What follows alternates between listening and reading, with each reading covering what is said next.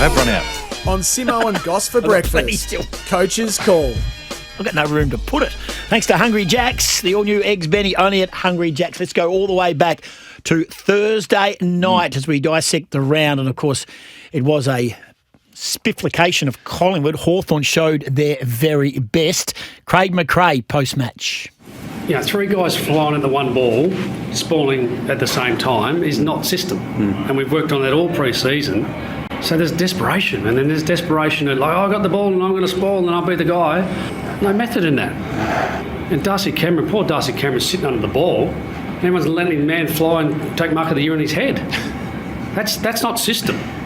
So those things we can fix. You know, the effort stuff is, I'd like to think that's an anomaly. Like that hasn't been there for us in that regard for, I can't remember when we had maybe round zero when we were old and slow, yeah. Yeah. Yeah, he sounded like that kid who my head went that way, and my legs went that way. Like the frustration was there, but you can understand it's 4 out of 5 now. So just on the game quickly, and they got beaten in the contest by 18.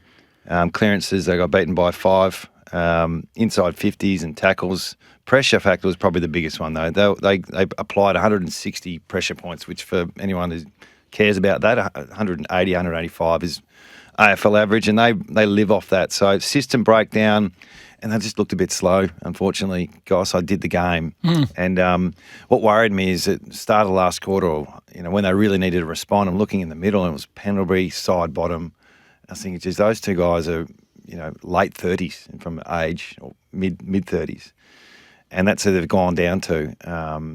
So, yeah, I think when you play against Collingwood, you got to take them on. So there's no slow. You got to go quick and try and expose them for the turnover game. It's the biggest thing that's changed in the last couple of years from Collingwood. They used to embrace that. Don't go quick. Don't go crazy against Collingwood. They're going to hurt you the other way. They've lost that mojo. So it was interesting because I did watch David King posted post-game, and I was watching it on Fox straight out, and he showed Dylan Moore being in midfield and the work rate at half-back and running through, and I think it led to a mark by Troll or whatever it was. Yeah. But giving up on the chase was Jack Crisp. Yeah. Jack Crisp is on this continuous sequence of games that he had. He's a senior player. He's the only senior player that hasn't been rested in this. Is this an issue where, like Nick Dacos playing, he looks sore, but he's in a Brownlow window. Jack Crisp has got a continuous games record running with it. I don't think so, mate. Don't think it's got anything to do with it? Do you think Fly I think Fly wants to win. Okay. Yeah, we've seen how he handles not winning. No, he's not.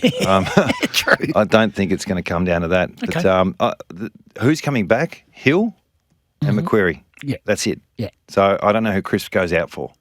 I don't know who Sidebottom goes out for if he's, needs a spell. But it'll be same suspects. They'll go. The kids will be the first ones to go. Yeah, but they're not quite there yet, and that's the issue that they may have in the future. So their chips in. We all know that. Hawthorn, they 6 goals, 2 from the back half, which sort of is, we'll talk about this later, is an indication of the way Collingwood are defending their front half. So really good. We speak a lot about Hawthorn there, but they look sharp, and they've got a tough run home as well with Brisbane in the last round. So Melbourne this week. Yeah, and Melbourne look like they're more competitive. All righty, let's turn our attention to one game that you did go down live and took the drive down to Geelong, GMHBA Stadium. Took a while to shake them off. It was all about Jeremy Cameron. Were they Jeremy Cameron-centric? 44 points. Not as much as I thought. I did this game. So I did the Thursday night game, and then I thought, I'll get the ferry. I'll go down to the coast, get the ferry over.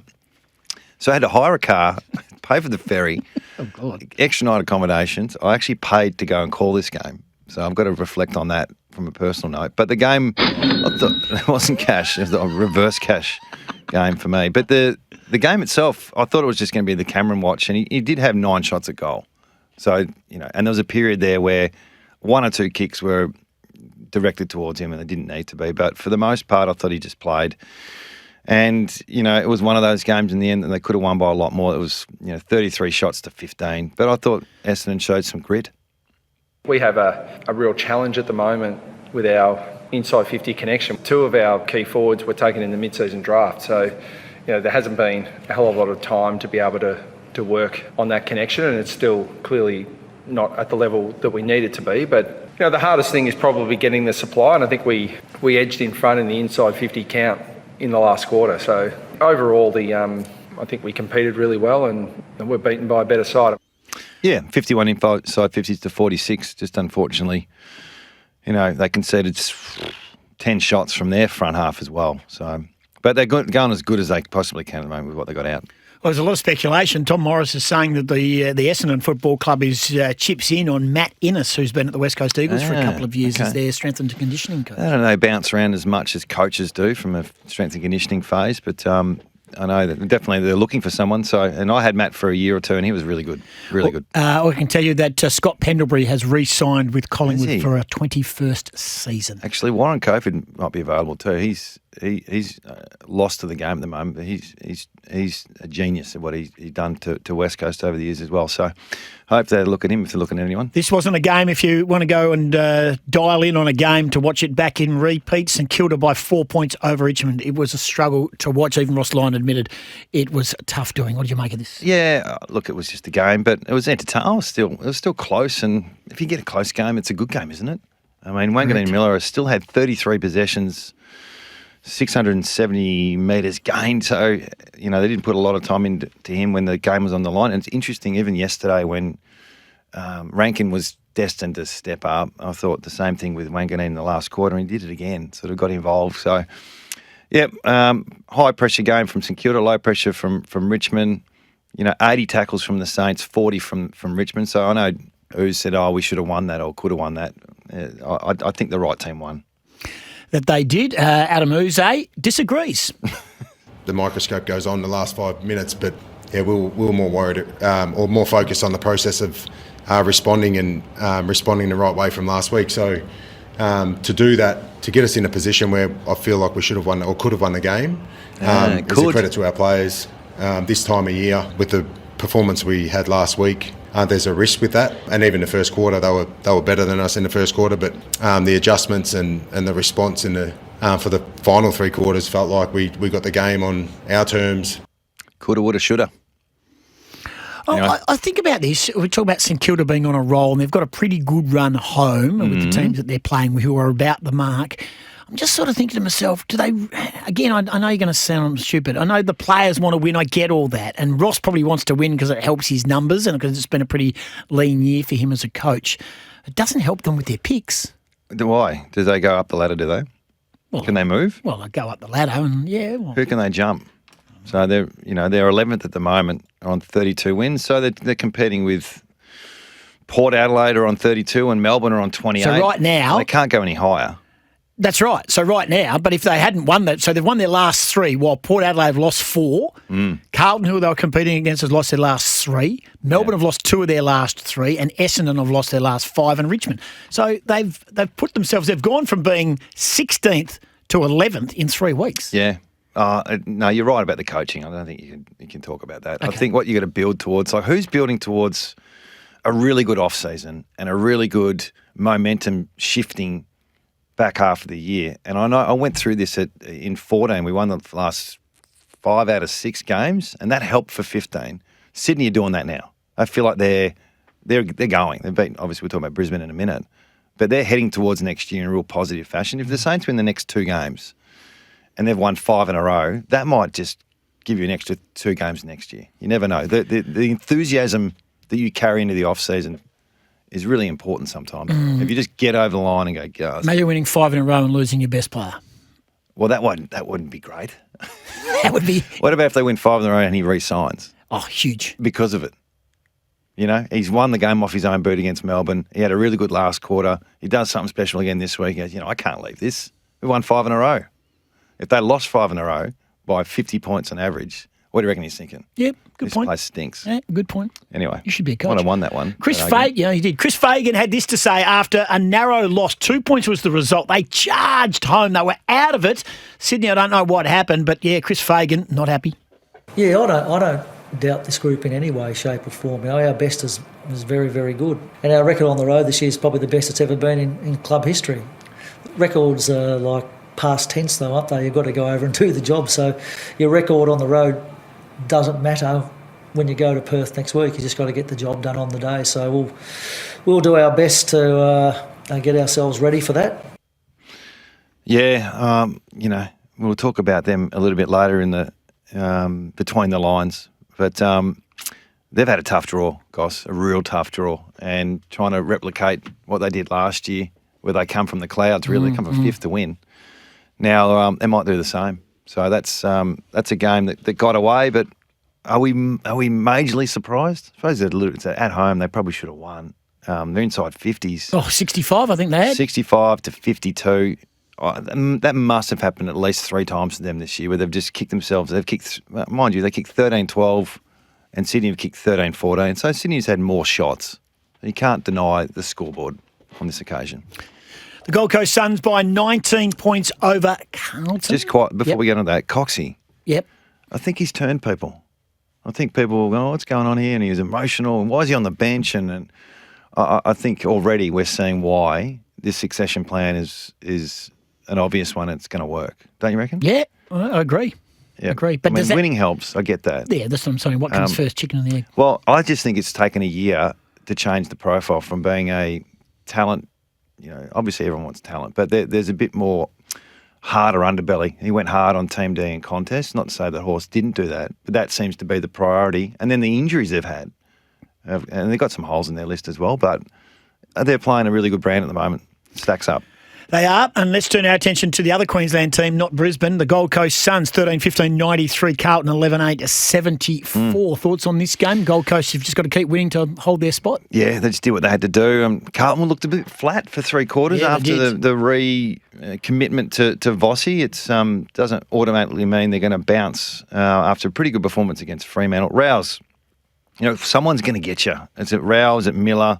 Is it Anderson? And this week it was Rao. He's had 16 contested possession, 8 inside 50s, 9 clearances, and 13 score involvements. So they're going to take votes off each other, these guys.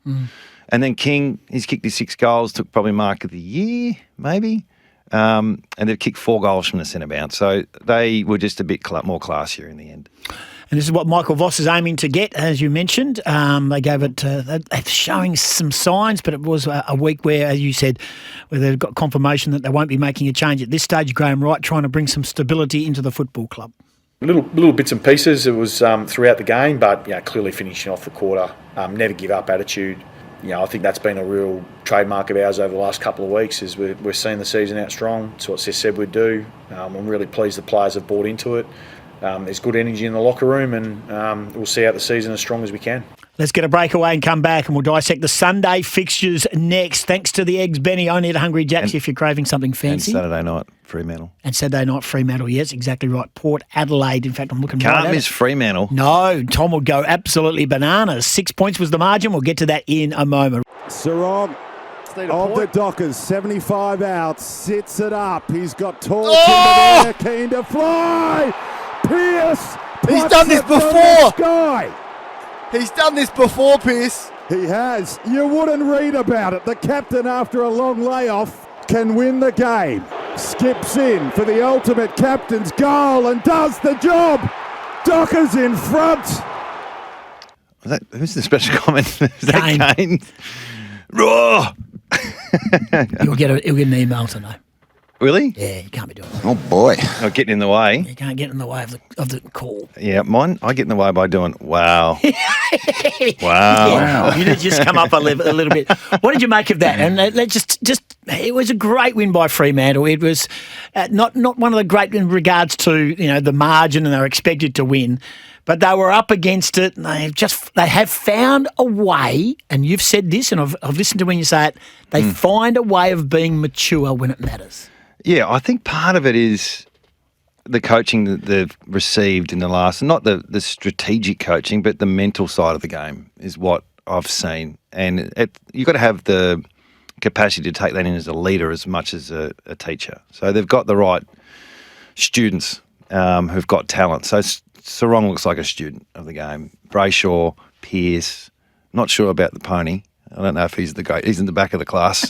He's in the back of the bus type of student. But handy though. He's and sometimes you need the rat bags at the back of the bus. But let's not win this in the first 2 minutes of the last quarter. We've got 30 minutes to win this game. So let's do it.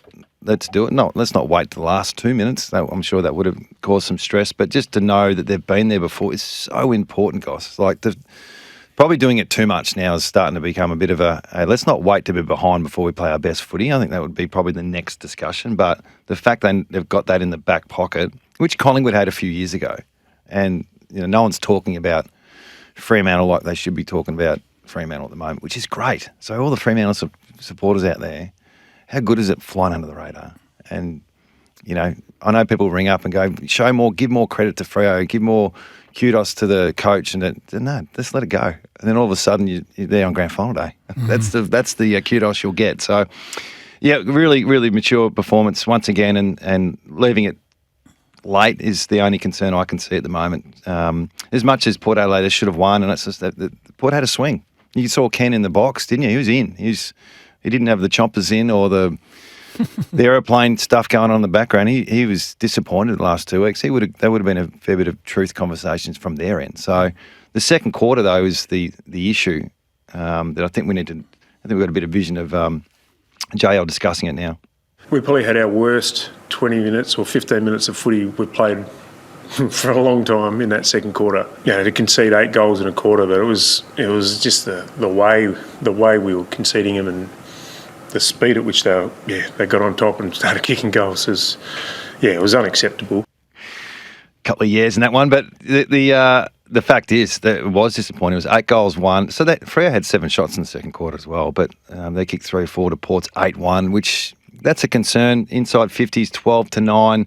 They lost the contested possessions by 15. So from a coaching point of view, it is stopping momentum. I think they're pretty good, Freo. Probably top 6 are conceding 3 goals in a row or more. They're probably top 6 and not allowing that. And we haven't seen it for a long time. But Butter's got a hold of that quarter as well. He's had 11 possessions and 4 score involvements. And their pressure dropped. Went down to 160 versus 200 to Fremantle. So those type of situations, the first thing you look at is the centre bounce. And that wasn't all from the centre bounce, but that sets the tone. If you can just get a deep entry and then just change the rhythm a little bit. Port kicked 3 goals out of the middle. So, yeah, they addressed things at halftime and they got on with it. Alex Pearce went down and did that, and this is what he said to Fox after the game. It's a bit of a set play. Like when we're down with not long left, we've got to roll the dice a little bit.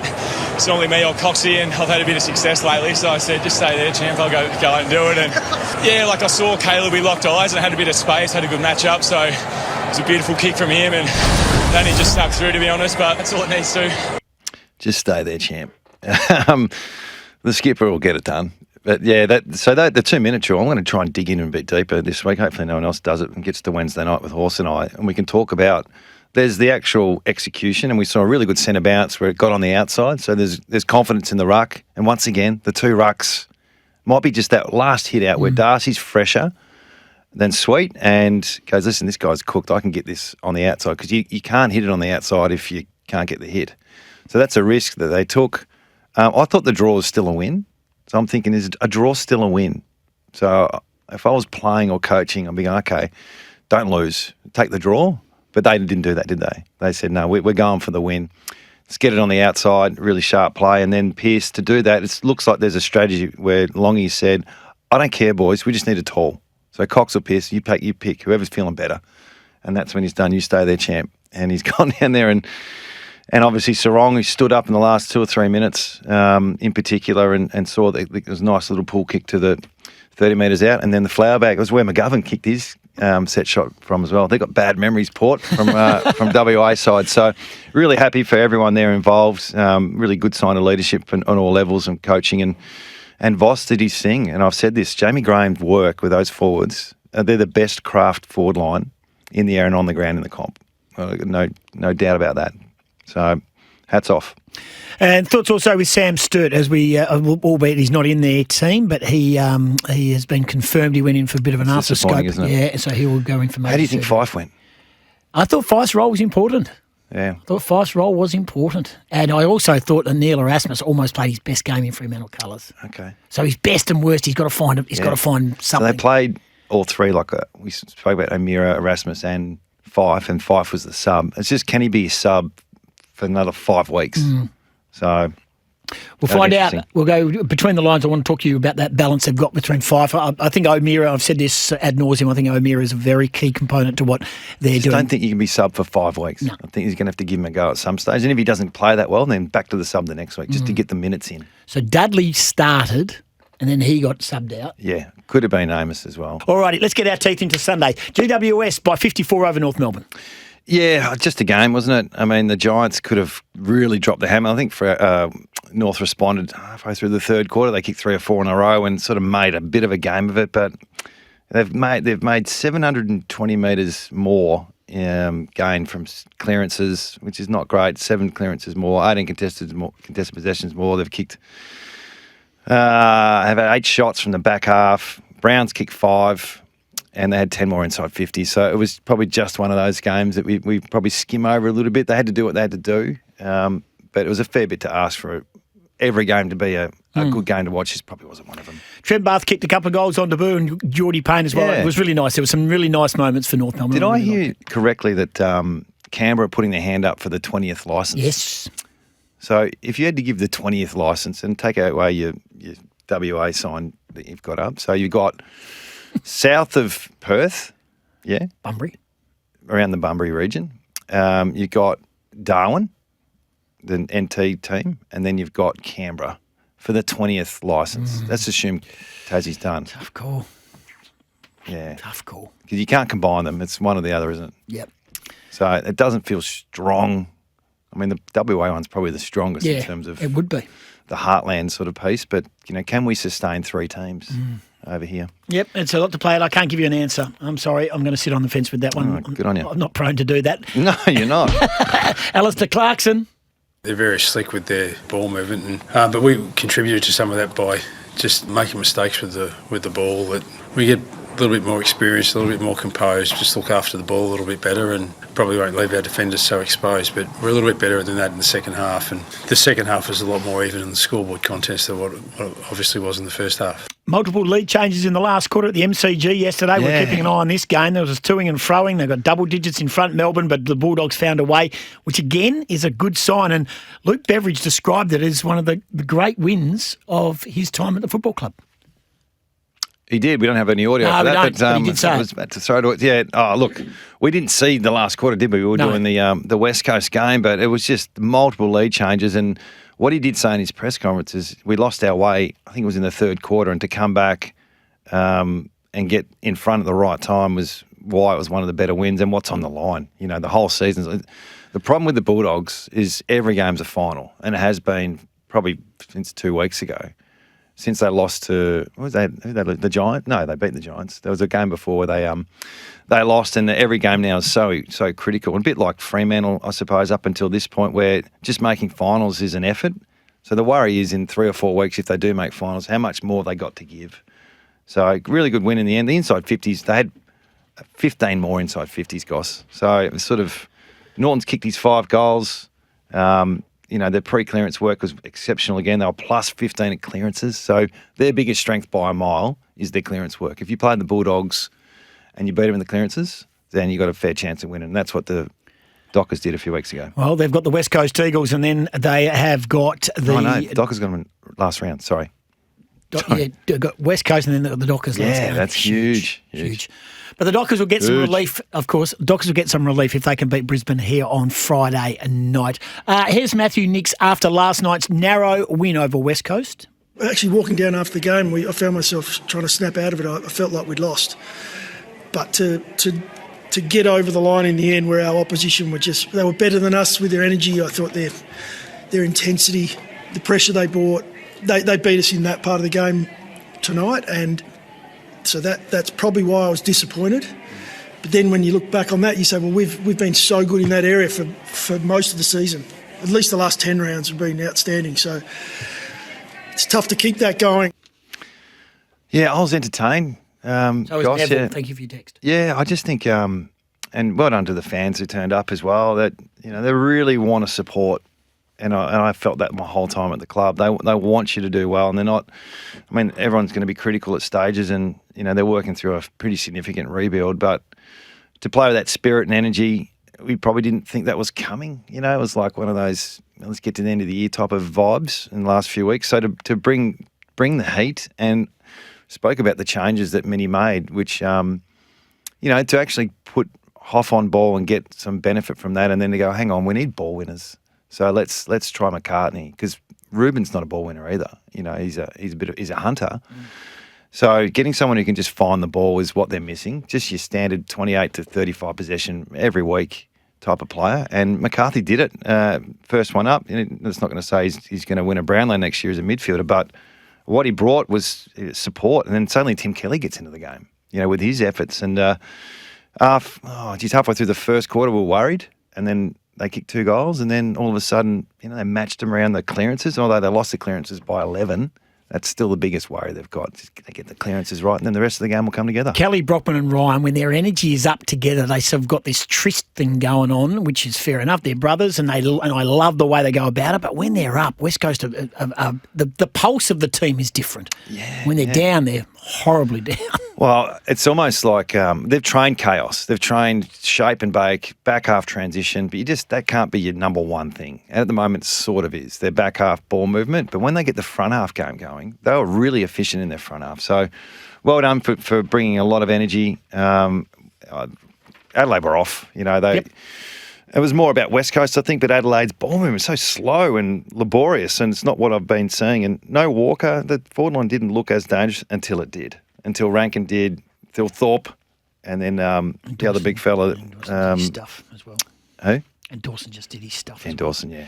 All righty, let's get a breakaway and come back. Between the lines, still to come, what the coaches say and what Adam Simpson thinks they're trying to say. Mark Duffield will preview his show as well. Thanks to Chris of Spearwood. Sorry we couldn't get to your call. 9.9 degrees at 17 to 8. On Simo and Goss for breakfast. Between the lines. All righty, where are we going with this, Simo? Which one are we going to play? We're going to go to Brisbane, and there's a bit more footy talk than...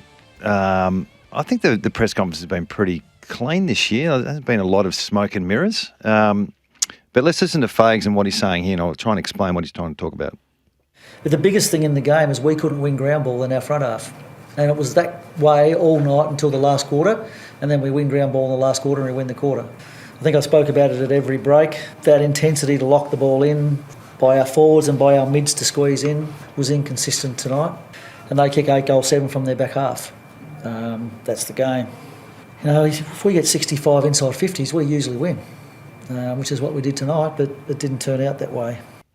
So this 8-7 from the back half, that is a reflection of your team defence. So team defence, and I've said this before, is when the ball is in your front half and you turn the ball over and you've got your whole team ready to defend a rebound 50, and to concede 15 shots from your back half is a reflection of how you're defending. So there's the ground ball piece, which I think that's an event. That's not really a pattern for them. So Cameron types, they're not really having that impact that we thought they'd have, what they've had in the past. But the team defence, the ability to squeeze in behind an entry, that's the biggest concern he's got. To concede that much from his forward half, that's a little bit what's wrong with Brisbane. The other piece is they're missing 8 players from their premiership side. I reckon 5, Duff, is normal. If you go back to back, there's probably 5 changes. One or 2 retirements, and about 2 of their back 6 in and the rest out. That's a big. Your back 6 has got to be stable, doesn't it? Your back 6, and then Neil, he's huge. Big. And so there's missing 8 players, and what type of players you're missing. So toughest draw in the last 20 years, and they're missing 8 of your premiership players from last year, and Danaher being one of them. It's going to be tough. Do you want to talk about Justin Longmuir? Throw him up. They were coming out the front of contests too much, not just centre bounce, all contests around the ground. So, we moved Jager into a different role, which I felt, gave us a bit of protection at contests. And then, he went to the wing and Fife came on and played that role, and I thought that shored the contest balance up for us a bit. And once we got the contest even though I felt like we got it well and truly in our direction, but once it was even, the game was back on equal terms. So what he's talking about there is, so Amira goes out in the wing. We used to do a lot of balance drills. So we used to do it with a big Swiss ball. You throw the Swiss ball inside, you got inside the centre square, and the ball would just bounce around. You can knock it around. You couldn't take hold of it, and you'd blow a whistle and everyone would freeze. And if there was too many people collapsing in on the Swiss ball, it's just got to get on the outside and you're cooked. So when he's talking about balance, there's lateral, but then there's direct. So out the front was where they were getting exposed in the second quarter. And what O'Meara can do, because he's a mature big body, be a real roadblock at stoppages and also in general play. Don't get sucked in. You've been here before, you know what you're doing. So whoever was on the wing O'Driscoll, maybe. I don't know, who's normally the other winger? I think Erasmus has been on the wing, hasn't he? A little bit? And Erasmus is a classic that he might get sucked into the ball because I'm a ball winner. So getting guys who can hold balance sometimes is more important than the guys on the inside because you need to have both. Duff, did you think Justin coached well? Well, I thought the second quarter was the shottiest quarter of footy they've played since St Kilda at Marvel, but I do like the way he adjusts. And I think he gets the game back on the terms that they need them. And then once the players feel that, I think they've got great confidence that they can get the job done. Were you entertained by West Coast yesterday and what they did? I loved it. Absolutely love what West Coast did yesterday.